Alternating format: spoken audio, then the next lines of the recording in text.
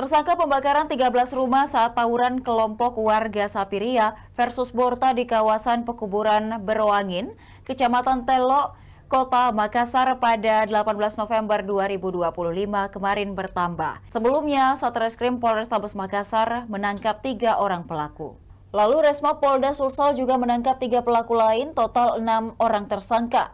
Yang pertama adalah RM umur 18 tahun, kemudian MR umur 18 tahun, SU 18 tahun, Akwi 17 tahun, dan SP 20 tahun serta FD 16 tahun. Keenam tersangka dihadirkan saat konferensi pers di lobi Mapolda Sulsel, Jalan Perintis Kemerdekaan, Kecamatan Biringkanaya, Kota Makassar, pada Senin 24 November 2025 sore. Mereka digiring dari dalam ruang Direktorat Reserse Kriminal Umum ke lobi ruang konferensi pers. Para pelaku mengenakan kaos merah bertuliskan tahanan di Treskrimum Polda Sulsel dengan nomor punggung acak. Di meja ruang konferensi telah dipamerkan sejumlah barang bukti, diantaranya 5 botol molotov, sejumlah anak panah busur dan ketapel, 2 petasan, jerigen 5 liter berisi bensin, serta 2 tabung gas diduga digunakan pelaku bersenjata senapan angin. Dihadirkan pula tersangka penembakan warga Sipiria, Nursyam alias Cipas, yaitu CD, 36 tahun. Satreskrim Polrestabes Makassar juga membawa barang bukti senjata senapan angin PCP Predator yang diduga digunakan CD. Barang bukti senjata itu dipajang bersama puluhan anak panah busur dan ketapel yang disita Satreskrim Polrestabes Makassar.